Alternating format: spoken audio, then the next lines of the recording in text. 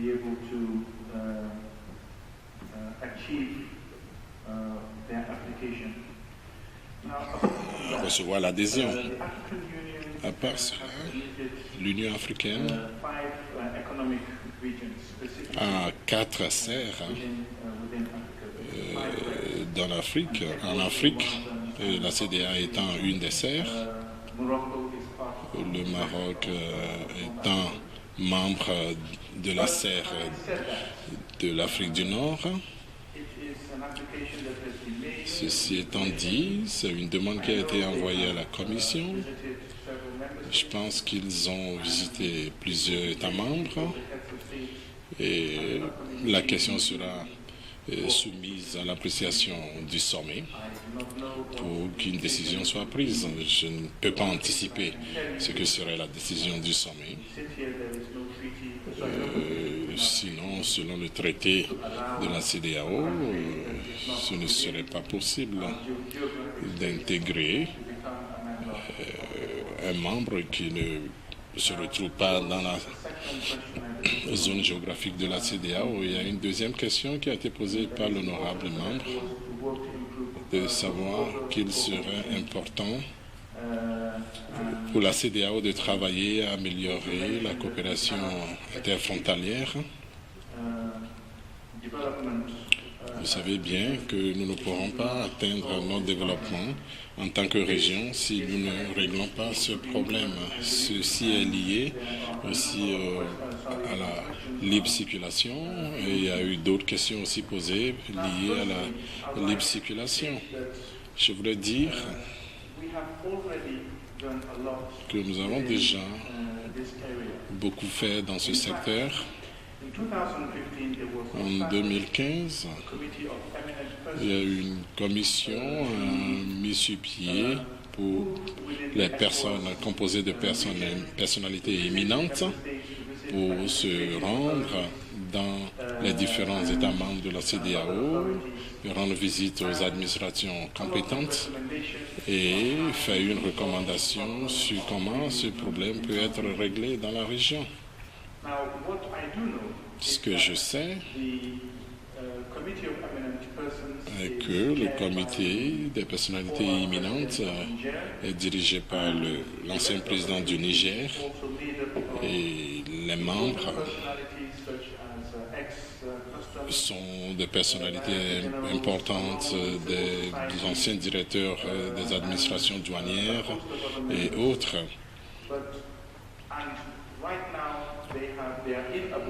Présentement, ils sont à Abuja et ils présentent leur rapport. Ils ont présenté leur rapport hier au président de la commission. Je n'ai pas encore eu le temps de le lire. Le rapport fera l'objet de discussions au niveau du management de la commission, réunion que nous avons demain. Des recommandations, le rapport et les recommandations de ce rapport seront présentées lors des réunions statutaires à la fin de ce mois et début juin, quand les chefs d'État se réuniront. Je pense que le comité ici, je pense même que le chef, le président du comité était ici pendant la pause déjeuner. Je me demande si vous ne pouvez pas l'inviter à vous parler un peu de leur rapport, de leurs conclusions. C'est juste une recommandation, parce que ce serait toujours intéressant de les entendre eux-mêmes.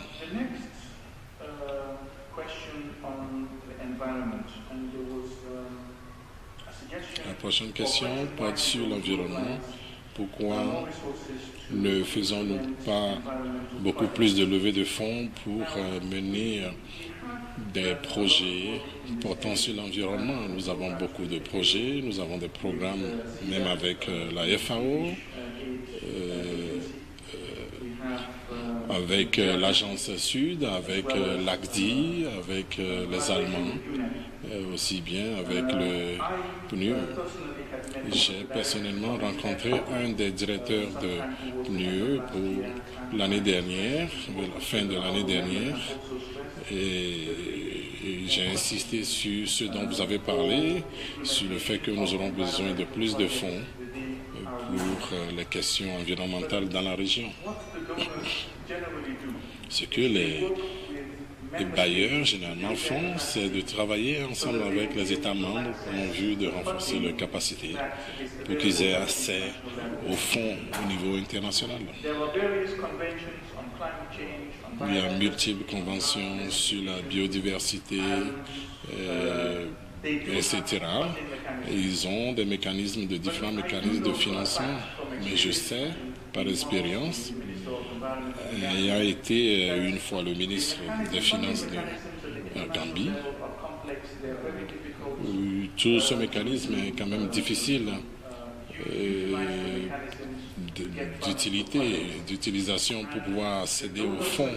Les bailleurs comme l'aide allemande, la FAO et autres renforcent plutôt les capacités de ces États membres en vue d'accéder aux fonds. Et ça, ce qui se passe présentement, je sais aussi que il y a eu une coordination au niveau régional avec les différentes agences pour voir comment renforcer les capacités des États membres en vue de permettre aux membres de ces conventions d'accéder directement à ce fonds. Malheureusement, la CEDEAO n'a qu'un statut d'observateur. Nous n'avons aucun droit de vote lors de ces conventions.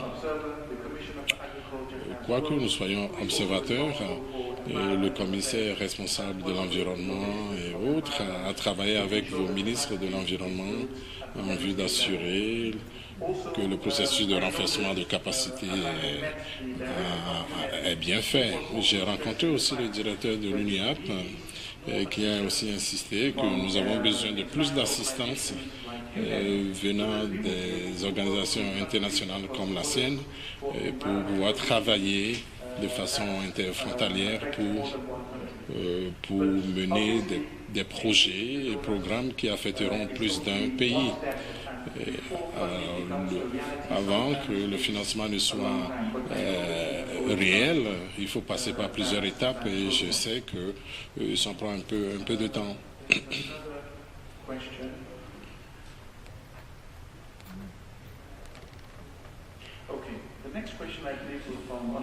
La question suivante, je pense, a été posée par Honorable Daffé, qui a observé une amélioration au niveau de l'inflation au Nigeria. Elle voulait savoir comment pouvons-nous expliquer une telle chose. Tout d'abord, il y a eu un accord avec le FMI. La République fédérale du Nigeria a signé cet accord avec le FMI, avec des conditions qui sont en train d'être mises en place. Et ce sont des conditions qui ne sont pas des conditions à court terme. Et les résultats seront plus à long terme. Mais ce qui a quand même montré quand même la progression ou l'amélioration de l'inflation est le coût du pétrole.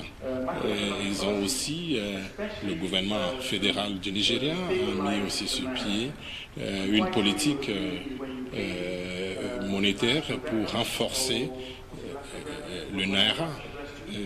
Quand je me suis présenté devant vous en septembre, l'année dernière, le taux d'échange était au niveau de 400, à peu près autour de 400 et quelques naira pour $1. Mais à l'heure où nous parlons, cela a considérablement réduit. Donc ils ont pris des mesures,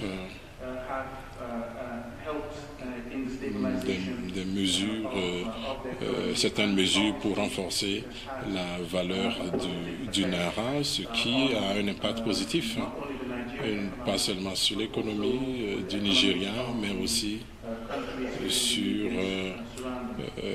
les économies des différents pays de la région.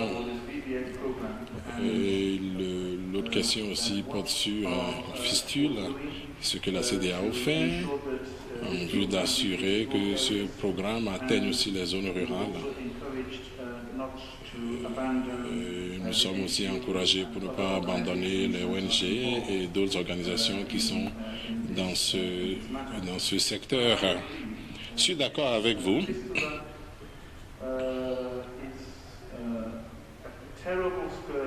Que cette question, ce problème de santé est quelque chose qui atteint les femmes, un certain nombre de femmes dans la région, et c'est vraiment malheureux, alors qu'on pouvait trouver facilement une solution. Malheureusement, les femmes qui sont atteintes sont stigmatisées.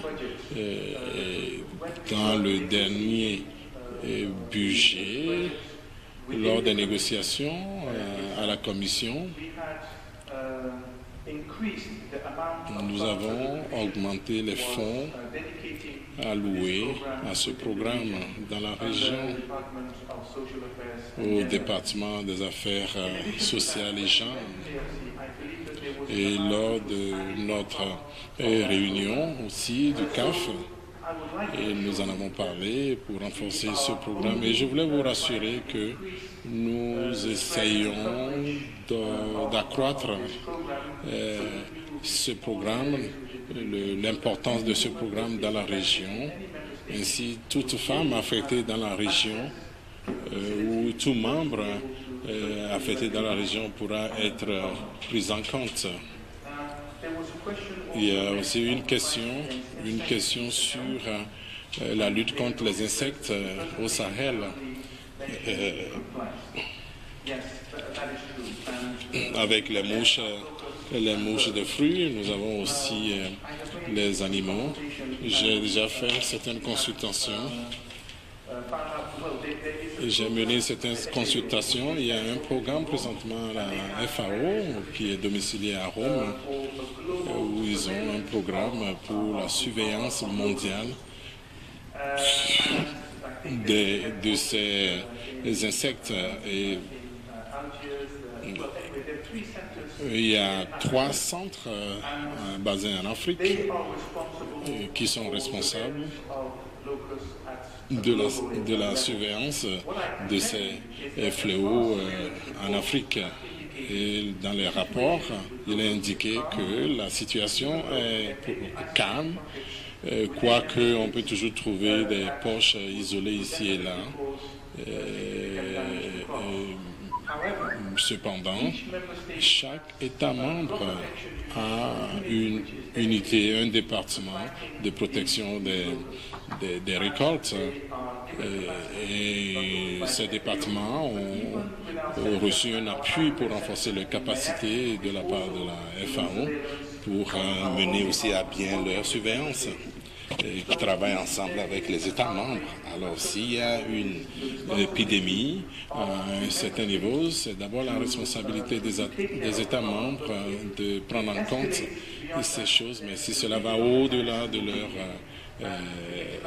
secteur, de leur pays, les organisations régionales ou spécialisées mondiales pourront prêter main forte. En ce qui concerne les questions des oiseaux, j'en ai discuté même pendant la pause déjeuner avec le commissaire de l'agriculture. C'est un secteur qui malheureusement n'attire pas beaucoup d'attention, mais le commissaire m'a assuré qu'il en a pris note avec ses experts. Ils feront une étude pour savoir l'impact de l'effet de ces oiseaux en vue de chercher une solution. Je ne vais pas aller dans les détails, je ne suis pas un spécialiste, je ne suis pas un agronome ou un spécialiste du contrôle des oiseaux, mais c'est sûr que le commissaire prendra cela en compte et travaillera ensemble avec les ministres de l'agriculture dans les États membres pour voir les meilleures façons de trouver une solution.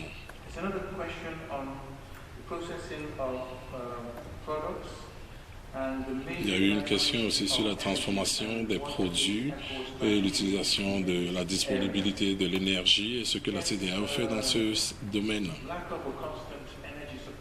Le manque d'énergie, de fourniture d'énergie constante est un problème sérieux posé à notre politique d'industrialisation en Afrique occidentale. Au fait, chaque État membre,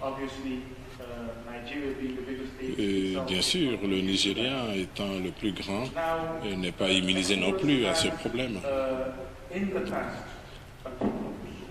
Dans le passé, la CEDEAO, avec l'approbation des chefs d'État et de gouvernement, a permis le financement de fonds d'urgence au secteur énergétique. À certains pays, je sais que le Libéria, la Gambie, le Mali, la Sierra Leone en ont bénéficié. Cela tournait autour des millions de dollars pour trouver une solution immédiate au problème d'énergie. Sous le programme CDP, et avec ce programme, nous espérons obtenir des financements ou obtenir au moins des promesses lors de la prochaine réunion des bailleurs. Et je voulais vous dire, honorable député, que la CEDEAO a des contraintes en ce qui concerne la mise en œuvre de certains programmes. Nous n'avons pas malheureusement des capacités pour aller dans ce secteur. Nous travaillons avec RIRA,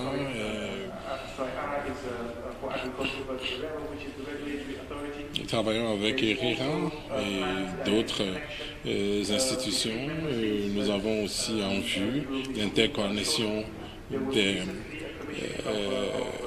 centres de génération d'énergie dans la région, et travailler aussi avec la Guinée, et travailler aussi avec ECRE. Et il y a un projet renouvelable de 2 millions de dollars d'énergie renouvelable. Et ce projet, nous espérons, prendra en compte les villages, les villes qui ne sont pas connectés au réseau national. Ils travailleront avec le secteur privé et mettront à disposition de ce secteur des financements en vue d'installer ces unités de production d'énergie renouvelable pour les zones dont j'ai parlé. Voici à peu près ce que nous essayons de faire dans le secteur de l'énergie pour nous assurer qu'au niveau régional, nous travaillons avec les États membres pour l'interconnectivité, accroître la capacité de production et de génération d'énergie dans ces différents États membres et passer à l'étape suivante qui est l'industrialisation. L'industrialisation ne tourne pas seulement au niveau de la fourniture d'énergie, cela doit venir aussi avec le coût qui doit être abordable.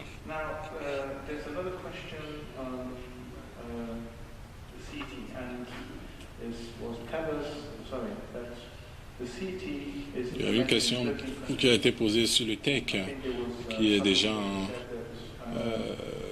mise en vigueur dans certains pays et qu'il a remarqué l'absence de mise en œuvre.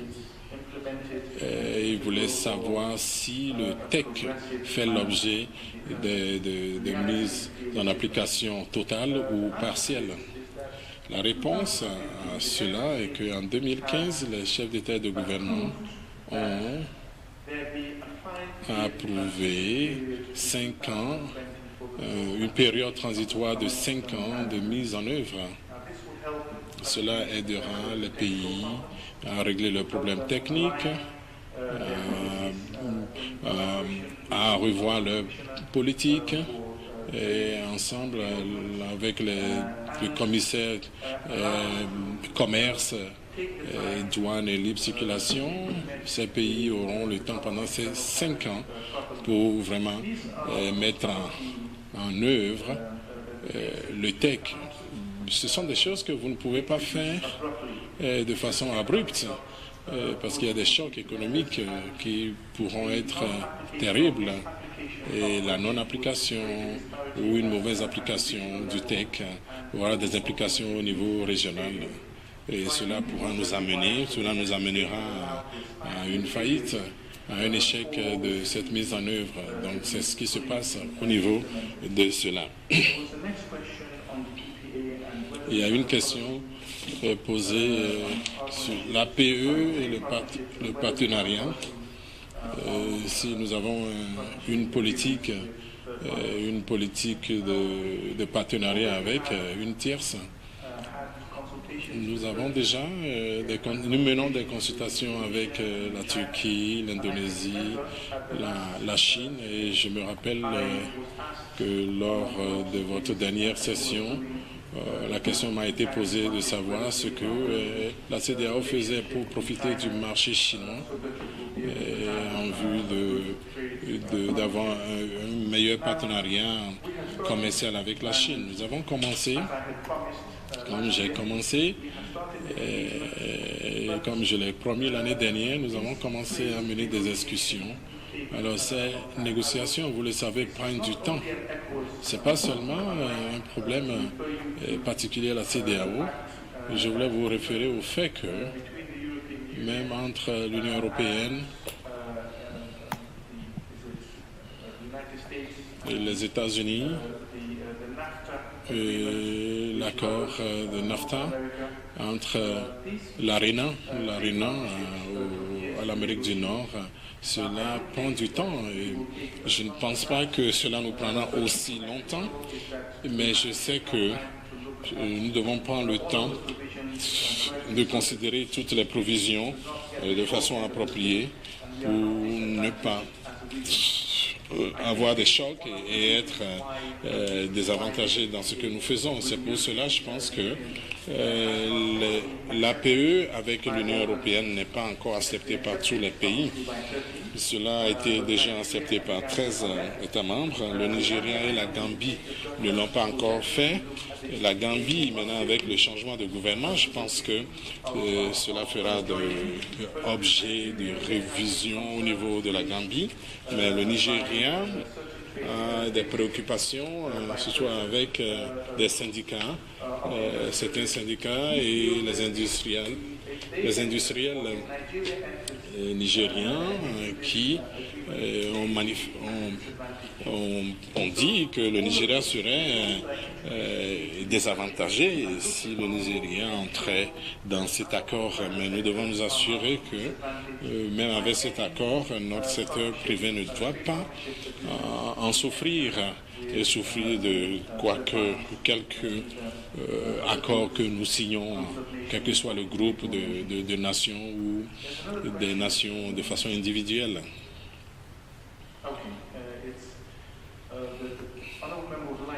L'honorable membre voulait savoir s'il n'y a pas de risque sur l'endettement en ce qui concerne le CDP, parce que j'avais mentionné dans ma présentation que avec le partenariat, nous aurons une table ronde pour obtenir des promesses ou des engagements des donateurs pour notre région. Alors, l'honorable membre voulait savoir s'il y aura des risques. Oui, bien sûr. Les critères de conversion de façon idéale ne doivent pas dépasser 17%. Mais c'est une situation idéale dans ce cas. Mais en vue d'atteindre le développement infrastructurel que nous ne pouvons pas éviter, nous devons atteindre cela. Et ce n'est pas à la CEDEAO de décider pour les États membres ce que ces États membres contracteront comme dette.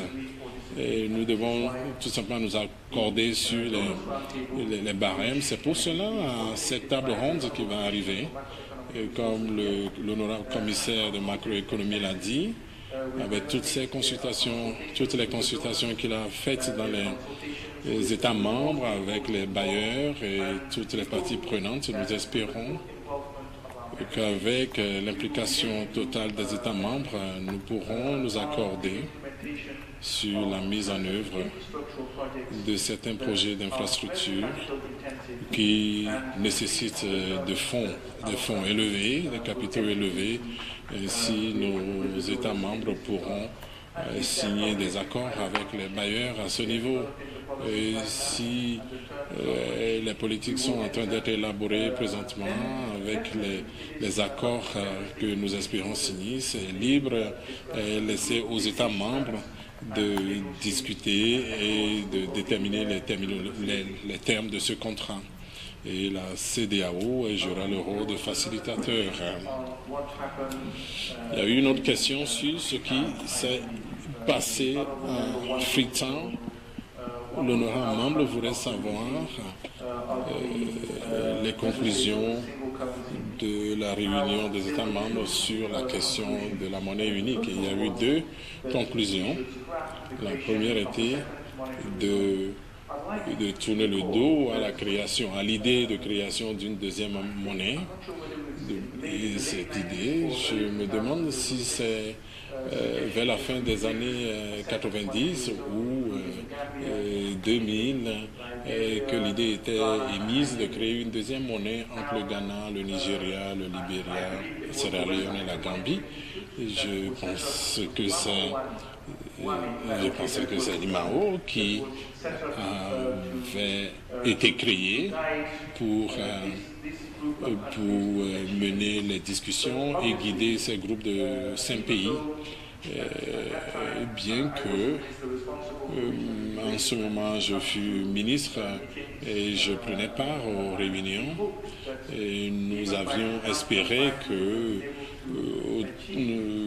autour de 2005 nous pourrons atteindre l'union monétaire et que nous pourrons même avoir une monnaie appelée ECO et que nous pourrons commencer à discuter le siège de la Banque centrale. Il y avait une discussion entre le Ghana et le Nigeria pour voir le pays le plus approprié où le siège pourra être.